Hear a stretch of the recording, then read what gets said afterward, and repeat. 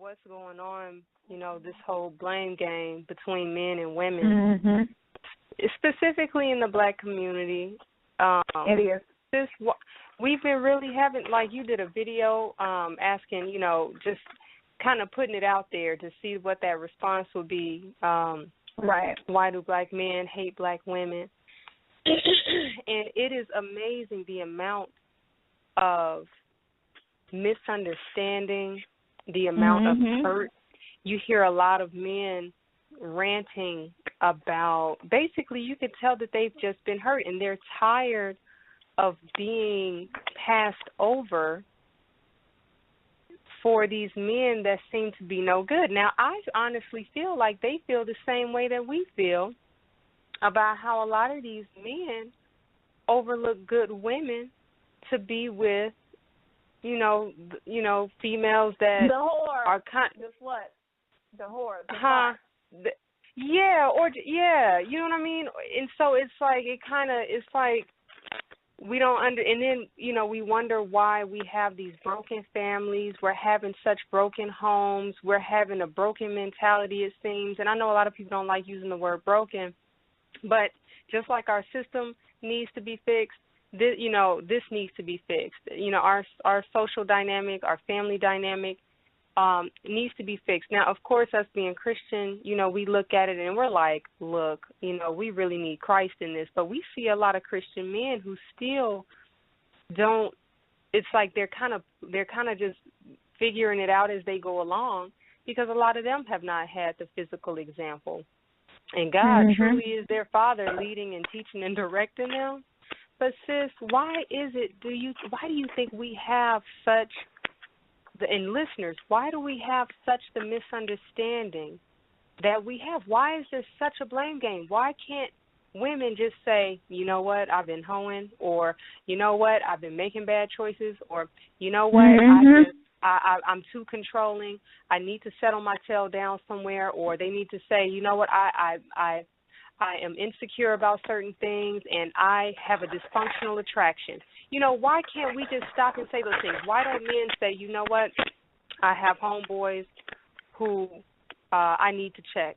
They're not taking care of their kids. Heck, I'm not even sure if they really actually have kids. I don't see them. I think they got kids. Right. Why, I probably need to say something to them. I probably need to step up and kind of bring some awareness to them on that. I probably need to believe that God has probably put me in their lives to kind of help them address some things that their daddies weren't there to help them figure out.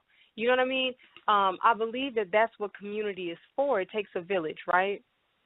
Sis, why is there so much of a blame game? Why do you think? It's the hardest thing to do is look at yourself and say, you know what, I'm a part of the problem. It's so much easier to say, it's not me. It's all the men that I chose wrongly. It's all the women that I chose wrongly. That's the easiest thing to do. That was the first thing Adam resorted to do when we first screwed up. Him and Eve did the same thing. And I think we are it's the baby steps. I think that the maturity is in levels. In the beginning, that's what I would say. It's the black man. It's the black man. Black man, he ain't no good. He ain't nothing but a dog. Da-da-da-da-da-da-da. And then one day I was like, oh, my gosh, I'm so controlling. Oh, my goodness. Is this how I've been talking? The Lord had to show it to me. The Lord would stop me and be like, listen how you talking. Listen how you talking to him. You talking to this black man like he your son. And I'm like, whoa. And then I went to a new level, and the Lord was just like, you shouldn't even talk to your son that way. Talk to your son like he's a king, so that's what he'll live up to. Don't talk at him. Talk to him. Exactly. And you know that's what the Lord gave around. me. Yes. And I don't even that's have what the Lord son, gave me. but the Lord was dealing with me with it, with having girls. No, exactly. No, because it's the same thing. That's the whole thing. It's a male issue. It's a male, and I don't mean like a male issue that women don't need to address. I mean, I love, girl, the youth pastor, man, we could have had him on tonight. My youth pastor he did this message today about children, right? Now, he didn't have kids, but he himself had been a child, and he is someone's child. And he did this message. I was going to text it to you, but I didn't have my phone in church today. And he was talking about how the two main things in the household that needs to be taught to the children is obedience, yes, but honor. He was like, honor. He said, because if you don't have obedience in the house, then, your house it's going to be chaos. And then and you can't you're teaching that child, it's making it harder for that child to learn how to obey God when they get into the spiritual aspect of things. And then when it comes down to honor, he was just like, honor is so important, because honor is how you learn to form community with one another. It says honor your mother and your father. Now, this is that first commandment with a promise, according to Exodus 20, right? So it's interesting. I think it's Exodus 20. So anyhow, it's interesting how in Ephesians 6, I think. But is that it? Anyhow, don't quote me. Y'all go back and look at it for yourselves. That's we're supposed to do that. So go back and see for yourself. Yes. But what's interesting is how, if we honor, he was just like the three things that, he got 3 Proverbs scriptures, and he was just like, if you notice, in all of these scriptures equaling out to honor, it was humility, it was grace, and it was kindness. He said, as long as we can function in those 3 things, even when we disagree with a person, even when we just can't see eye to eye, or we may not even respect that person. But he said, in honoring our parents, it teaches us to also honor other people in the same way. And that's kind of like how it trickles into how community is built and shaped. If you have enough honor for God, you have enough honor for yourself, and you have enough honor for other people, right? And so that blame game won't be so quick, because it's just like what you said. You're going to constantly turn around and say, you know what, how do I want to be treated? Because then love is going to stem out of you. You're going to, if you look into the teachings of Christ, we look into how he loved people, how he said to love our enemies, how he said, even the sinners love each other and expect that out of each other. But when you love somebody who's not treating you right, who you think in acting right against you, love them anyway. And then that shows that you are sons, that you're sons of the Most High. So this thing where we have these men blaming these women and women blaming the men, but more so it's like this, what I call, sis, the sotomayoral spirit in the atmosphere. Yeah. It's like these dudes totally fell for the okie doke and jumped on board.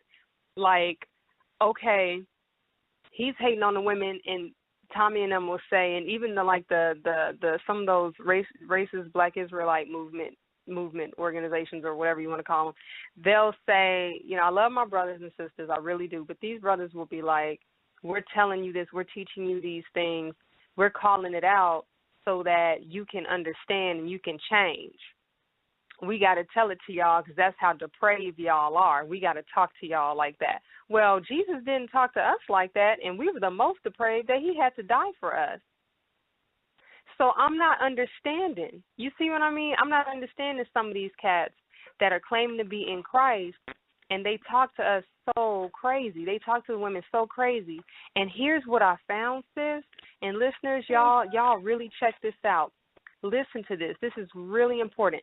If you notice, we went through this whole long season of dogging out men. He's a dog. He ain't no good. Whoop, whoop, whoop. He's just this. He's deadbeat. He's whoop, whoop. I mean, and women, we were just going off, right? Going off against the men.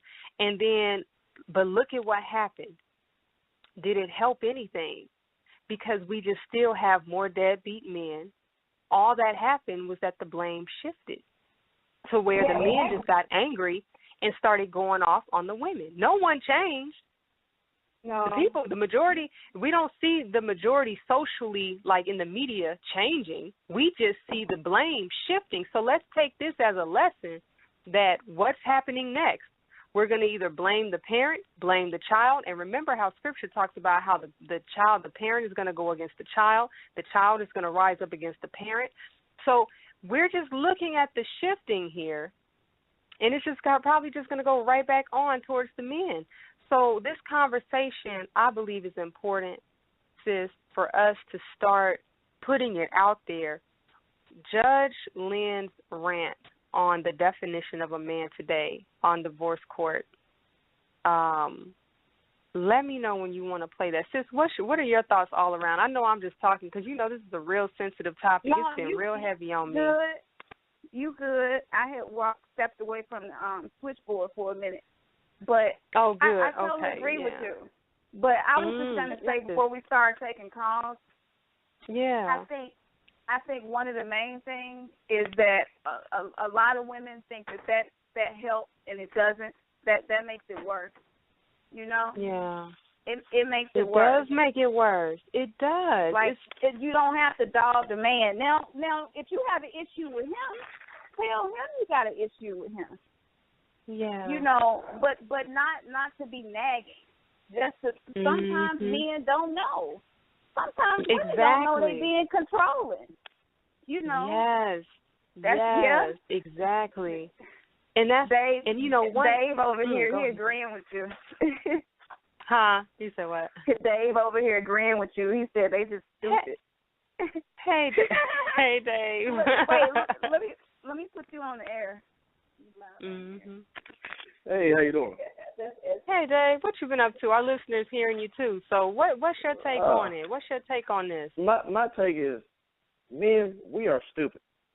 It is. We like, okay, if something's going on with our woman, we might feel like something's going on, but we are acting. Of course, women, y'all would just say, no, brush it off, but you really hold it inside, and we might sense it, but we won't just come out and like, okay, where did I mess up at? We don't know. So it's like, I feel like women should be more verbal with their men. And so when they do have a problem, let's go ahead and address it and air it out. Address the elephant in the room, so to speak. And we're going to work things out. But bashing men and the baby daddy, I don't think that really helps. Because if you do have a problem, like you said, they'll talk to him. Yeah. Now, don't take it to Facebook. Yeah, exactly. Don't take it socially. How should women bring an issue up to the man about what she feels like? If she feels that he's falling short in an area, or if he's not complying. Because here's the thing. The thing about the show tonight. Is talking about how all these men keep blaming women, right, for you know, being with deadbeats, and then they're the reason why we got all the single mother households, men being raised without dads in the house, and all of this because we're opening our legs up to the men who are just deadbeats, period. But a lot of these men it doesn't start out now as Christians. We just say, you know, we do just need to wait until we're married before we start having kids because it'll hold down a lot of this drama. But look at my situation, Dave. What's your situation? My situation, I was married. I thought I did it right. You see what I mean? But when the kids came in that routine, it became routine, and it was hey, yeah, we're raising kids here. This is a ministry pretty much. This is a business in a sense. This is it became overwhelming, and then that life that person that my ex had never had before was more appealing, and he just went after it. So it's like, it's not that every dude is really a bad dude. It's not that every dude is a deadbeat. It's just that sometimes they just make really bad mistakes, and then of course nobody holds them accountable. Nobody's really saying, nah, you have to stay. You have to do that because you only have the woman trying to tell them. So how can a woman go to a man who she feels is slipping away and she's about to lose that family dynamic? How is she supposed to come to him without feeling like, you know, she's nagging him? Making him feel like, okay, women, check this out. This is what you do. Cook your man a good hot meal. If you can't cook, go buy him a hot, good meal. And that way, so he will know you're showing that you appreciate him as your woman, you know, as his woman, And that way you can bring it up over a hot dinner. That way he feel like, okay, well, dang, my baby just did this for me. Okay, you know what? All right, let me make sure. Okay, I apologize. And if you do it like that way it won't come off as nagging or griping or being bitter or any of that. You know, that way you still showing appreciation that you're trying to make things work. Now, if you don't catch the hint, you don't catch the message what you're saying then, because it's not a hint, dead giveaway, then so be it. Then he's probably just I don't know if we were using profanity, but he's an a-hole. We're just gonna leave it like that. But now she's got kids with this guy. So, well, do you feel then that these women are being generalized? Generalized, like what do you mean? Like, do you feel as though like it's like a generalization, like these men are just kind of saying, well, all y'all getting with the wrong type of guy, so it's y'all's fault. But situation is different. Right. You know what I mean? It's not that every black woman or single mother is ratchet and has bad taste in men. It's just that sometimes these men really do change. Sometimes the couples find out they really don't get along, and then it's on that man at that point. And then we hear a lot of, well, the man isn't, or what is it? No, the woman keeps the man away. She's mad because I don't want to be with her, so that she makes, she keeps the kids away. I mean, but that's not every relationship. So it's unfair to kind of judge that. I think. That's definitely not. It's somewhat like that in my situation, but so it is what it is. But that's a whole other story. No, I mean, but if you think that, do you see that commonly? Yes and no. For the ones I don't see it in, and I really, really, really give it up to those the baby daddies and the baby mamas that actually have a great relationship and get along. Like, I don't want to make it seem like I have a bad relationship with my son's mother, just in case she do hear it. Hey, no, I don't. But we do have our issues at times where we don't see eye to eye all the time. But we work through it still, because we understand that it's not about us, it's not about me, it's not about her, it's about our son. We laid the bed down. We laid down in our bed, so we have to handle it as adults. Okay, that's real talk. Okay, so look, this is what I want to do. I want to play and tell Khamsin. I'm gonna go ahead. I'm about to play Judge Lynn, what she was saying, because I mean this is pretty deep right here. And tell her I don't have a switchboard now, so she got to work the switchboard as far as sound or whatever, but I'm going to go ahead and play this, and this is Judge Lynn on divorce court, basically talking about her definition of a man today versus what it was back in her dad's day, back in her time, and when her husband had proposed to her. So she's laying this out to this dude. All right, so I'm going to play it real quick, and y'all tell us what you think, okay? I don't know when it happened. I don't know who caused it. All I know is that at some point in time, the definition of manhood shifted way to the left and down. It is no longer what it was when my father was young or alive. It is no longer what it was when my husband said, Lynn, will you marry me? Because how they define manhood is, have I gone out into the world and done my best to bring money into my house? Have I got stability and love? Have I built a home?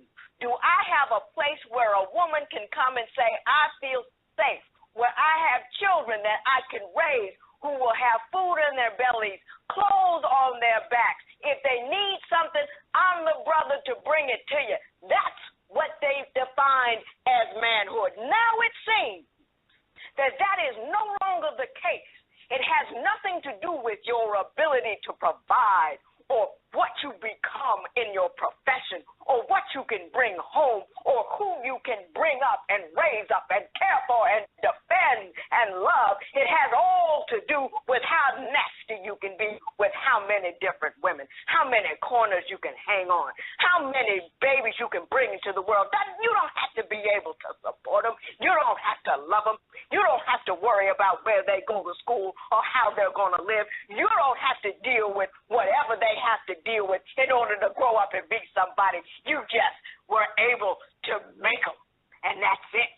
And that's how you define manhood. I don't know when that happened. I know you didn't do it personally, Mr. Ware. I understand that there is a culture out there somewhere that has taken the definition of manhood, chopped it all up, diced it in small pieces, and thrown it in the sewer somewhere. But that's where it is, and that's where you are. Okay, did y'all hear that? Yeah, I played it for days, too. So do you agree with her? Yeah and no. And so Where do you don't agree? Something quick. I mean, but say something quick. I disagree. Close. Because it's not like a lot of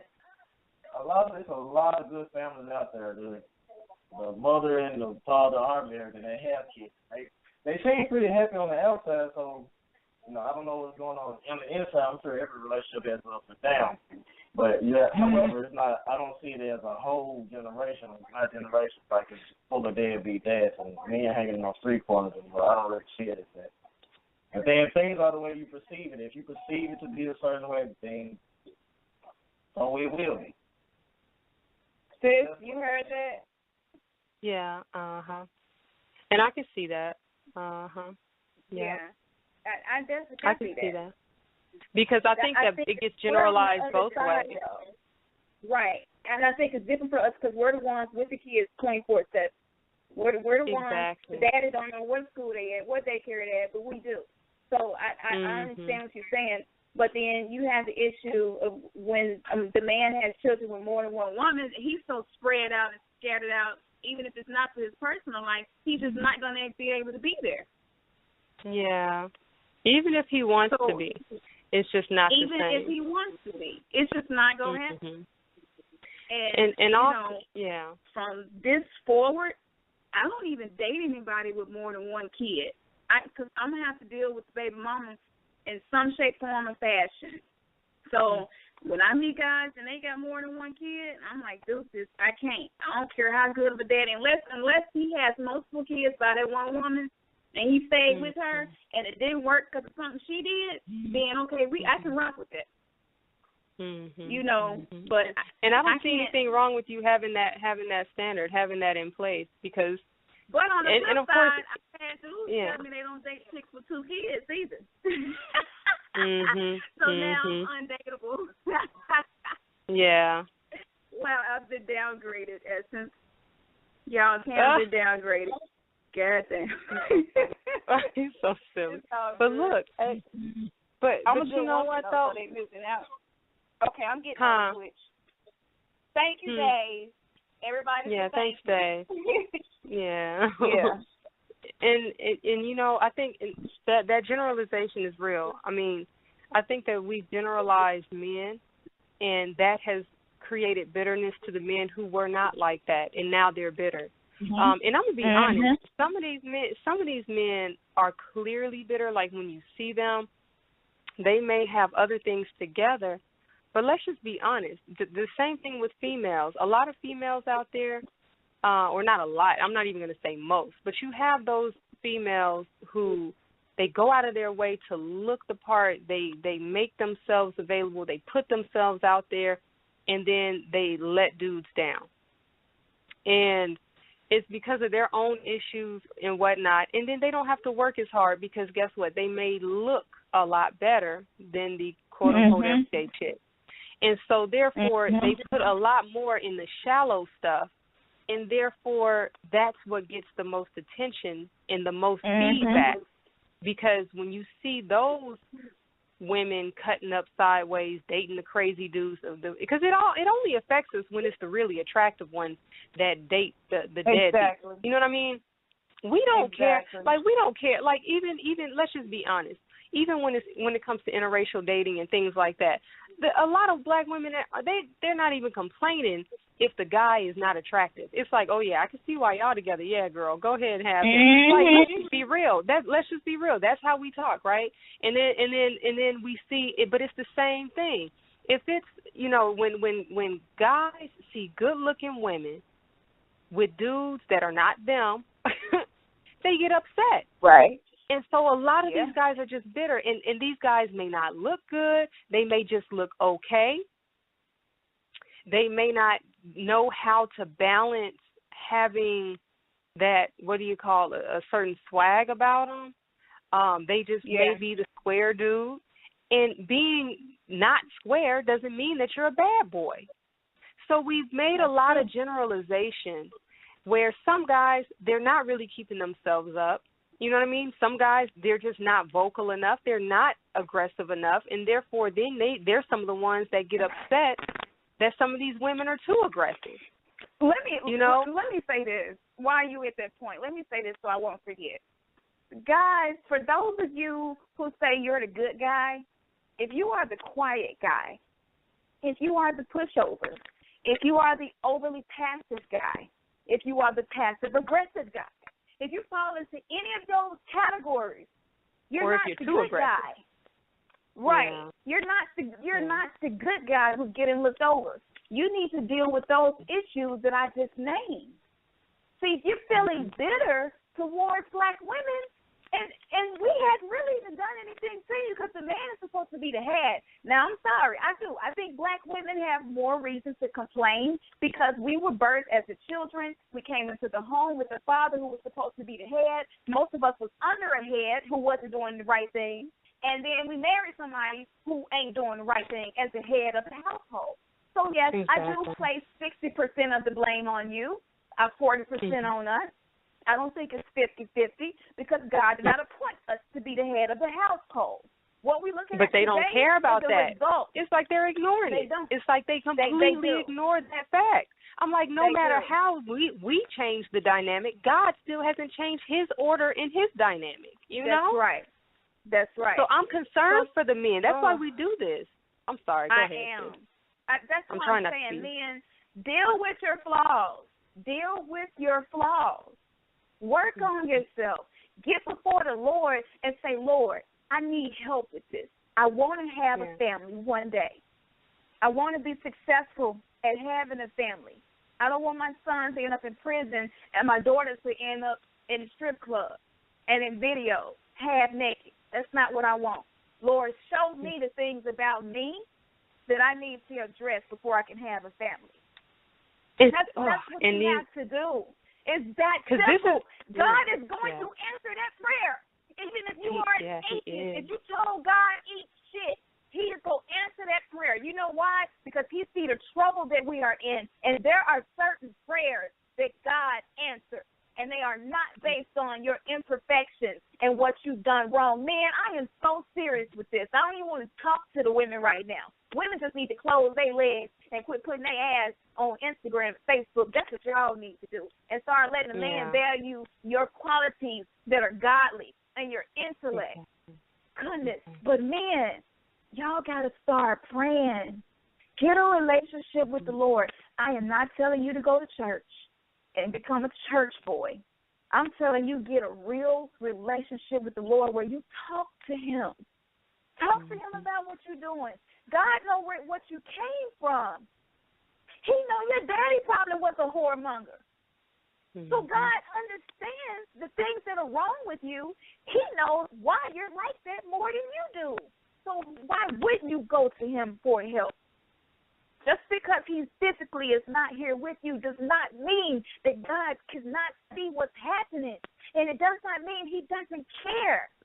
God cares about the family because it is something he created. He laid the foundations for. He set the rules for family. So guess what? When you go to the man that created it, when you go to the one who was the inventor of it, you're going to get the best advice. And it's going to be right and righteous in his eyesight. Man, y'all got to start doing this. And when you see your brother, your homeboy, your nigga, because that's what we call each other, you let him know, I'm praying. I'm getting before the Lord and asking God to show me. I know some things about me I need to work on, but some stuff I might not know. Before I get somebody else into a relationship, I want to work on myself. So, you know, bruh, you be with this chick and that chick, you got a wife at home, you know, you shouldn't be doing that. And whatever it is that makes you want to do that, bruh, you need to let that go. And if you need an accountability partner, I'll be your accountability partner. I volunteer myself to do that for you. When you get weak, holler at me. When you and your wife into it and you feel tempted to go get in the bed with somebody else, holler at me. I got you. Start doing that. Yeah. It's not difficult. Right out my mouth. Mm-hmm. There is such an easy solution to this, y'all. It's not difficult. Stop letting rap music define how you go create family and your lifestyle, because that is not what it's for. It really does influence. That is entertainment. It is. It's just entertainment. And people want to, like, men have so many issues, sis. Men have got so many issues that are valid, so many things that are not addressed, so many things that many of us aren't even aware of. You know, you know, the whole post-traumatic slave disorder, PTSD. These are things that these men are going through. They haven't even had the mind to even think on that level. Exactly. Like they just think, I want to escape that feeling. I want to jump to something good. I want that money, because that is what's constantly being imputed in them from the world. You got to have the dopest looking chick, because it's catering to all of the base nature of a man. How something looks, how something feels, how something sounds. You know, and you know what they can get, what they can hunt after. And if the training is not there, let's just face it, a woman cannot raise a man. So at what point do we start saying, yeah, it's a bunch of single mothers? At some point we have to say, y'all single dads, I don't care if y'all are deadbeat. I don't care if she opened her legs. You still have that blood on your hands. You still have that responsibility as a man, because you know who raised you. Look at how you are. Somebody has to change it. It's the Bucks got to stop. Right? That conversation is not being had. So this is why we're having the conversation, because we talk to each other. When me and Khamsin make crazy decisions, we let each other know. God gives us dreams about each other. He gives us a word about each other. But that stuff doesn't happen when you're not in communication with the Most High. Some of y'all are getting dreams. Some of y'all are getting visions. But y'all are y'all have so many emotional issues and things that we all do. But y'all get so caught up in the natural stuff. We see this all the time, that it's like y'all don't even think to talk. God will tell you something about your homie, and y'all won't go say a thing. Y'all won't go pray for them. Y'all won't even have the mind to go pray with them. It's too soft to y'all. Or y'all too worried about what they going to think about you. Next thing you know how much breakthrough? See, pride keeps a wall up that devil loves to keep between even the tightest of brothers. Because when it comes to something spiritual, something in Christ is tapping into that heart. He says he's the one that speaks to the hearts of men. So when God is speaking something to your heart about your brother, about your brethren, y'all can speak all day long to the sister. Y'all can go off on us and tell us what we doing wrong all day long. But y'all don't do that to your best homeboy that you know ain't doing right, who you know ain't getting that right money, who you know is treating these chicks wrong, who you know smashing it one after the next, especially without no protection, who you know is in the church, and y'all not saying a thing. The main people y'all can go out and preach to and tell the truth to everybody else, but don't have the guts to say it to your own folks, the ones that you call your fam, the ones you say y'all will die for. But y'all let them stay lost. I can't even tell how many years I was hanging around folks that was in the church. Sis, they ain't never come minister to me about coming to Jesus Christ. They was doing all the same stuff with me. And that was just all of us in our ignorance. But at some point we woke up. And when we woke up, we started bringing each other. We started bringing the other sisters. We was just like, you know what? We clubbed together. We finna worship together. Exactly. Like, that's real love. Like, that is love. Like, to humble yourself, to be kind to one another, and to be gracious. That stuff right there, that's honor. That leads to honor. And men are always talking about honor. But at the end of the day, is it really being practiced? Or is it all for show? Is it all just slang terminology? Is it all just something to sound good because really daddy wasn't there and you needed something to kind of stick to, something to kind of go by, but you just had a shadow of it. You ain't never had the real thing.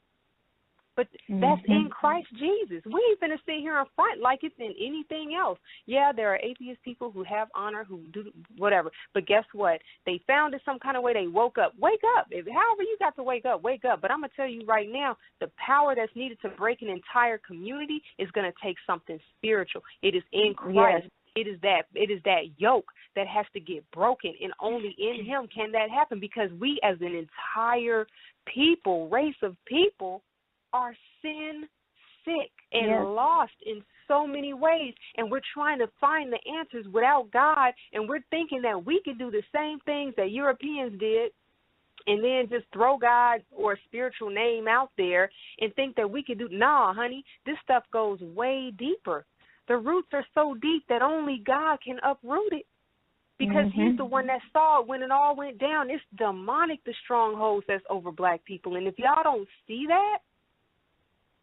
So I'm just saying, me and Cam, we address women all the time. Like she said, we know we got to just keep our legs closed. We know good and well we got to pretend, we got to guard our heart and what's between our legs. We let y'all get in our heads, and then we just open up and we justify it, saying, oh, he's going to be there for me, and we make our own ungodly predictions in what we think that is going to turn out to be, because of what a lot of men feed us in that moment. We want to believe it because we're nurturers. We want somebody to nurture. We have a natural thing in us to want to give y'all babies, to want y'all to feel good, to want y'all to feel like y'all in ecstasy, to want y'all to feel like you ain't got to have no worries. But instead, because it's done out of wedlock, what happens is that they're like, yeah, I can get all of this and I ain't got to wed you. Yeah. So it's a strong imbalance that's popped off. So I don't know. Selfish. Like, you know, it is very, and it's it's selfish on both ends. Go ahead. It's selfish on both ends. Exactly. It's selfish on both ends. Because we want what we want as the women. And then the man, and then I'm not going to sacrifice myself. I'm not going to sacrifice what I want for what I know is right. And the man is saying, I want what I want, but I'm not going to sacrifice what is wrong to do what is right. Exactly. That's how it goes. Exactly. I want what I want. I got to get this. I get this from this chick. I get that from that chick. She make me feel this type of way. Oh, yeah, and they do it, and I ain't even got to give them nothing. So that's why men have put it back on the women, which we understand that. We are not knocking that at all. What we're saying is, for the sake of all, for the sake of our community it's endangered. I don't know if y'all know that, but we have a whole, level of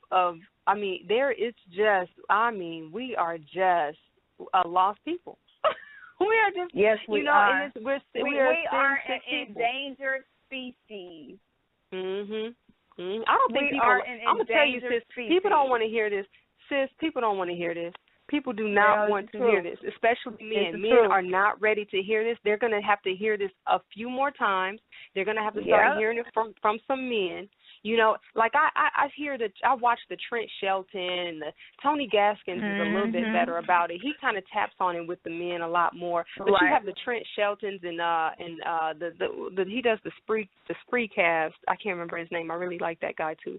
But we have some of these black guys that are out there, and some of the white guys too. Because it's an issue across the board. But unfortunately, the spotlight is on black people as being depraved, and we're animalistic, and our women ain't nothing but, pieces of, just, ugh. So anyhow, Sarah Bartman, Sarah Bartman, exactly. And so, exactly. So, when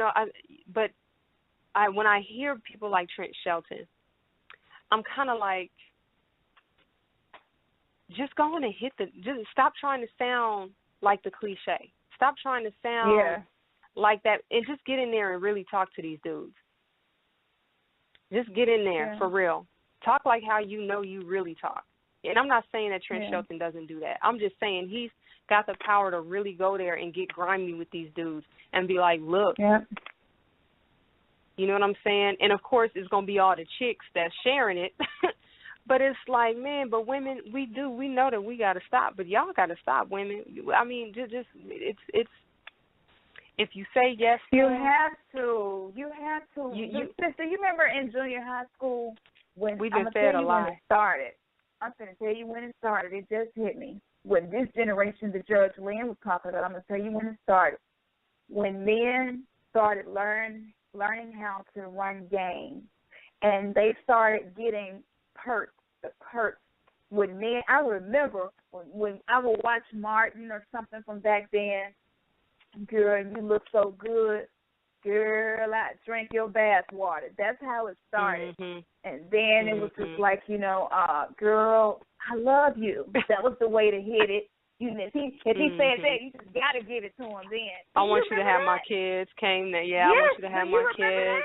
Yes. Yeah, that's when our generation started that crap. It started with us in middle school. The generation she was addressing, the hip-hop generation, the generation of having 4, 5, 6 baby mamas spread out all across the state. You know, that... I agree. It does, it really does seem to...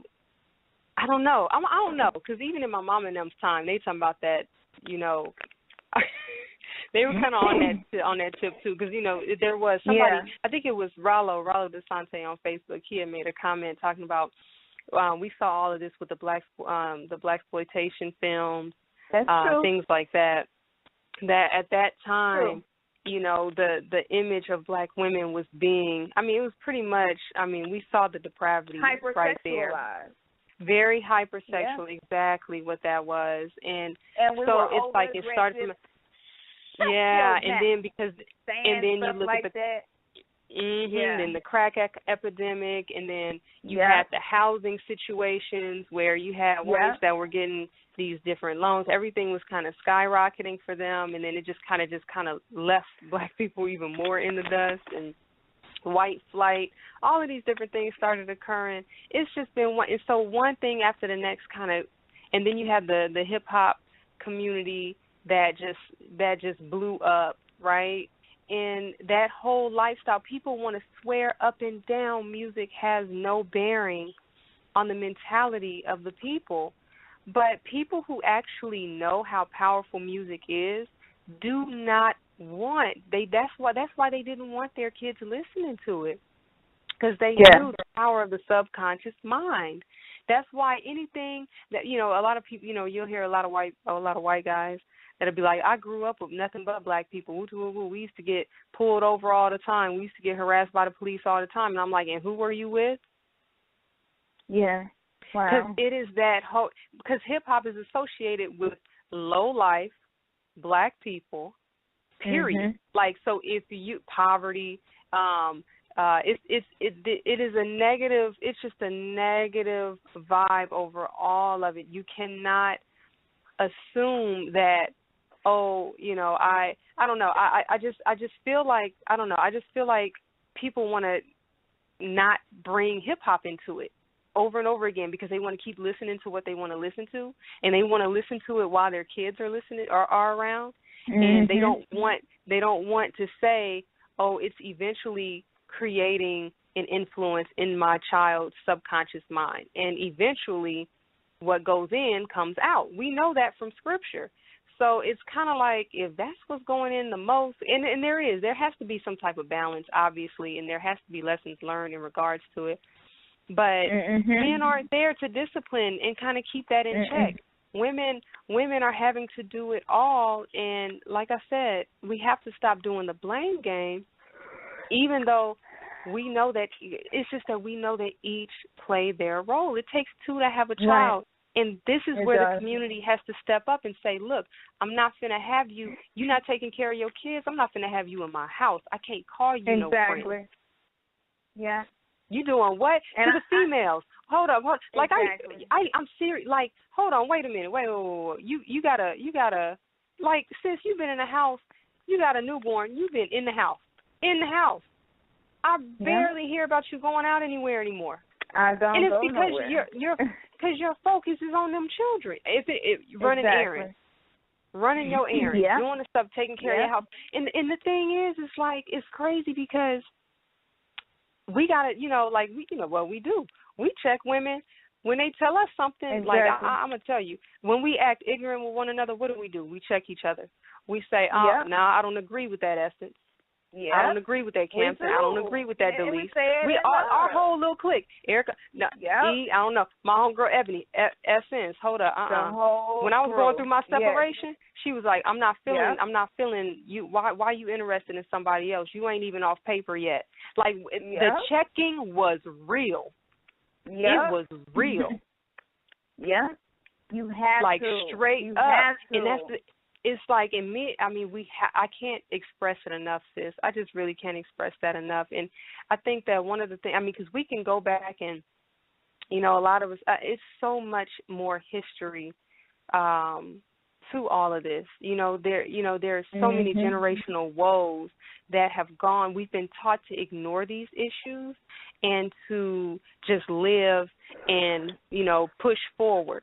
But a lot of these men and a lot of these women are so blind because they've not even been taught to self-analyze and taught to question why things are the way that they are. They've just been taught to live and to survive and to look good doing it and to make sure you have the best thing on your arm and to make sure that appearances look a certain way. That's why a man who knows he doesn't take care of his children will still sit up there and make it like he takes good care of his kids on the book or to his some girl he's trying to holler at or to his friends or whatever. He'll try to make it look a certain way because he knows that he's supposed to be there. He's supposed to be there as that dynamic. But because God put that in him to know that. But it's what he knows he can get away with. It's what he knows that he could wake up every day and not think of his children or let them just be a thought. And just the fact that he's thinking of them, he could justify that he doesn't have to do anything else. Everything else will get paid for before sending anything to his child. Anything, he'll go out to the club. He'll make sure that he got the best outfit for the club. He'll make sure that he has the best kicks on before he stops and takes, any type of stroll over to his child. And because every situation is not that the female will keep the man from the child. And then even if that is the case, you have to think and you got to pray, Lord, help me to work this out. Why is it to this point? Because maybe you don't want that dog to route so bad that she's still so hurt she doesn't know how to come around you without wanting you again. So pray that she get the heart to say, this is not about me. That she wake up and say, this is about the children. This is about the cool guy. It's not about us anymore. It is about these children. You got to have the mind, men, to pray because God is going to hear your prayers like Khamsin said. I cannot back that up enough. God, because he put it in you. He already ordained that position for you. So all you got to do is walk in it, and he's actually going to give you every, what is it? The provision is there, basically, is what I'm trying to say. The provision is already there. That prayer is the initiation for him to start something. You got to humble out to Christ. Start something. You do. You got to first want your child. Start something. You have to want your child beyond the image of saying that you are a dad. You have to not care about the idea of being a dad and actually have the desire to be it, to actually walk in it. That you no longer say, I'm not comfortable with waking up and going a whole month and I ain't did nothing for my child. I ain't called my child. I haven't gone to see them. You should not be okay with that. That's your own blood. Exactly. That child, it doesn't matter how young that child is, they feel it. They feel it. They feel it as newborns because God ordained them to have that connection with you. So they automatically will know when something is missing. How do we know? Because we automatically see it as they start getting into those toddler years. We start seeing how they don't respect the man. We'll start seeing how they kind of veer more towards the woman, but at the same time, it's like they veer more towards the woman, but they're also disobedient towards the woman, disrespectful towards the woman. Those challenges become more and more harsh. It's not. It takes longer for that child to get the understanding of discipline. So that's how it plays out. It plays out biologically. It plays out socially. It plays out because, and people wonder why these teenage women or girls are out there cutting up, fighting like dudes, sounding like dudes. It's because hip-hop is raising us. Yeah. I grew up, to this day, I have to catch myself. I sit like a dude. I'll address you aggressively, and I still deal with this, and as y'all can tell, as you listen to me, I will still come a little bit more aggressive. I'll cut you off. Because I was raised, yes, under a hip-hop culture. I rarely, now, I ain't gonna lie, I like listening to, I ain't gonna lie, I listen to a lot of classical, I listen to a lot of jazz, I listen to those things, but the dominant voice in my ear growing up, just like y'all, was hip-hop. And hip-hop is a male-dominant industry. And so I wasn't raised by my dad. I my stepdad. I wasn't raised by them. I was raised pop. I was raised by Snoop Dogg, Dr. Dre. I was raised by Too Short. You know what I'm saying? Those are the people that I was raised by because they're the ones that made me feel good when I was going through something. Exactly. So I took on those characteristics.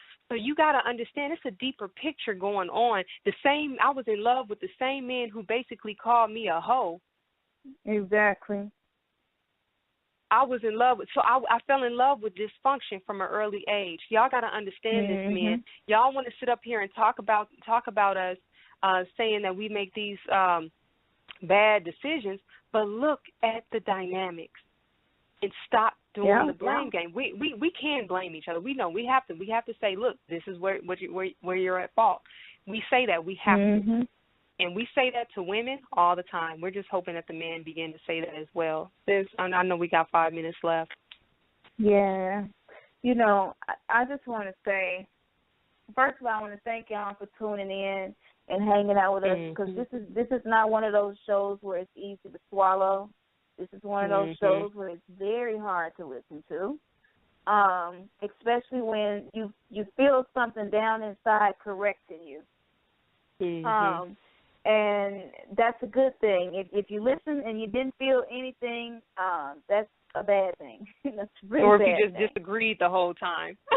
Right. You should be feeling something. But I just want to say, coming from someone who has a child, had a child recently, it really forced me to look at all of the issues in the community. Now, when I go places, I went out on a date, and the guy thought I was pro-black. That's what he asked me on the date. He was like, I got to ask you a serious question. I was like, what? He was like, are you pro-black? And I was flattered. I was so flattered to be asked that question. That's a good thing, Dang. I wanted to rep Black Panther after that. But I was like, no, I wouldn't say that. I would just say that I'm now focused on the issues within our community because the difference between us and every other community was the issues within our community were manufactured. They were engineered by some very evil people. We're like animals to them in a cage for them to experiment on with their vaccines and see what happens, for them to experiment on with their new trends, for them to play around with our sexuality, starting off with the Disney movies, then leading us on up to hip-hop. A lot of the issues that we have didn't even come from our family. It came from Disney and hip-hop, which comes from the elite that run this country. Check out Agenda 21. Google Tavistock Institute. We are screwed up. Judge Lynn called it, and it's because it has been manufactured in the black community to be the way it is. That's why Tupac is dead, because Tupac was the only person brave enough to talk about it. I've been going back listening to his old album, and on every album he was talking about it. He was talking about the prison industrial complex. I didn't even know what the industrial prison complex was. I was like, what is that? I don't know what he rapped back about. then, yeah. Yeah, he was talking about things that we just were not even like, what? He was light years ahead of us. Light years ahead of us. You know why they killed him? Because he was going to pose a major problem. You cannot have the biggest rapper in hip-hop going against what hip-hop is programming us to be. Yeah. Man, y'all do your research. Pray, get before the Lord. Ladies, close your legs. Stop posting pictures with your ass out. And if you want to be a whore and that's all you aspire to ever be, then keep doing it. But if you want things to change, lady, and you've been heartbroken, we're telling you what to do. Men, get before the Lord. Hold each other accountable. And let's see if we can bring change to our community. And you know what? And, y'all go back. If y'all wanted to hear some of the things that Pac was trying to do, I don't know if y'all still ever, this is a real old video, or actually audio, but it's that conversation that Pac, I think it was with Monster Cody, before, I think. Y'all got to go check that conversation out where they're talking about the things that they want to do. Anyway, so y'all look that up. Share it on our Facebook page. I'll find it. I'll find it. We'll get with y'all. Okay. We love check y'all, out Wisdom and Red on Facebook. Wisdom and Red on Facebook and check out Khamsin. Just Google my name. Khamsin at Facebook, Khamsin at Instagram, Khamsin at YouTube. Yep. All right. Wisdom and Red, but y'all.